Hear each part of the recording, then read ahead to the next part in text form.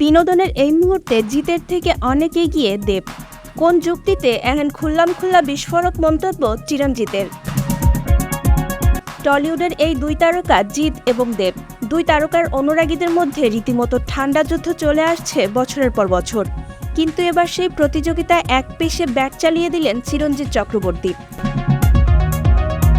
অকপটভাবে জানালেন দেব এখন অনেকটাই এগিয়ে, জিৎ বরং পিছিয়ে পড়েছে। 14 আগস্ট মুক্তি পেতে চলেছে ধূমকেতু, দেব শুভশ্রীর বহু প্রতীক্ষিত ছবি। পরিচালক কৌশিক গঙ্গোপাধ্যায়ের এই ছবিকে ঘিরে ইতোমধ্যেই তুঙ্গে উত্তেজনা। আর এই ছবিতেই ছোট্ট কিন্তু গুরুত্বপূর্ণ চরিত্রে অভিনয় করেছেন প্রবীণ অভিনেতা তথা রাজনীতিবিদ চিরঞ্জিত। চিরঞ্জিতের কথায় দেবের সময়টা এখন দুর্দান্ত যাচ্ছে। জিৎ বহুদিন বড় হিট সিনেমা দিতে পারেননি, ও কিছুটা পিছিয়ে গিয়েছে। কিন্তু দেব ক্রমাগত নিজের অভিনয়শৈলী উন্নত করছে, গল্প বেছে নিচ্ছে বুদ্ধিমত্তার সঙ্গে। এই ছবিতে দেবকে আরও সৃষ্টিশীল, আরও পরিণত দেখতে পাবে দর্শক, বললেন তিনি আরও যোগ করেন, যদিও ছবিটা এখন হলে আরও ভালো হতো, কারণ এখনকার প্রযুক্তি এবং কলাকৌশলীদের কাজ আরও নিখুঁত। তবে 9 বছর আগে আমরা দুর্দান্ত পরিশ্রম করে এই ছবি বানিয়েছিলাম। বরফের মধ্যে দাঁত কাঁপানো শুটিং ভোলার নয়। দেব শুভশ্রী জুটিকে নিয়ে উন্মাদনা ঘিরেও মুখ খুলেছেন চিরঞ্জিত।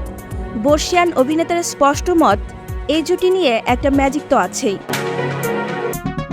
তবে প্রশ্ন হলো, 9 বছর আগের এই ছবির জন্য দর্শকরা কি এখনও হলমুখ হবেন? যদি হন, তবে এই জুটি ফের একসঙ্গে কাজ করুক ইন্ডাস্ট্রির মঙ্গলেই। খাদান থেকে ধূমকেতু, দেবকে নিয়ে বরাবর আশাবাদী চিরঞ্জিত। বলেন, দেব মেইন স্ট্রিম ও ভালো সিনেমার ব্যালেন্স করে। একদিকে পারিবারিক, অন্যদিকে অ্যাকশনধর্মী ছবি, দুটোই টানছে দর্শককে। খাদান তো দারুণ সাফল্য পেয়েছে, এবার ধূমকেতুও সুপারহিট হবে বলেই বিশ্বাস।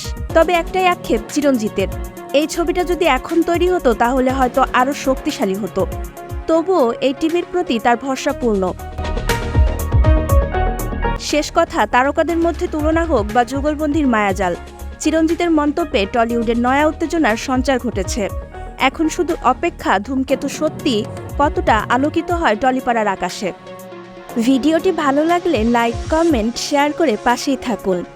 এমন নতুন ভিডিও সবার আগে পেতে চ্যানেলটি সাবস্ক্রাইব করুন।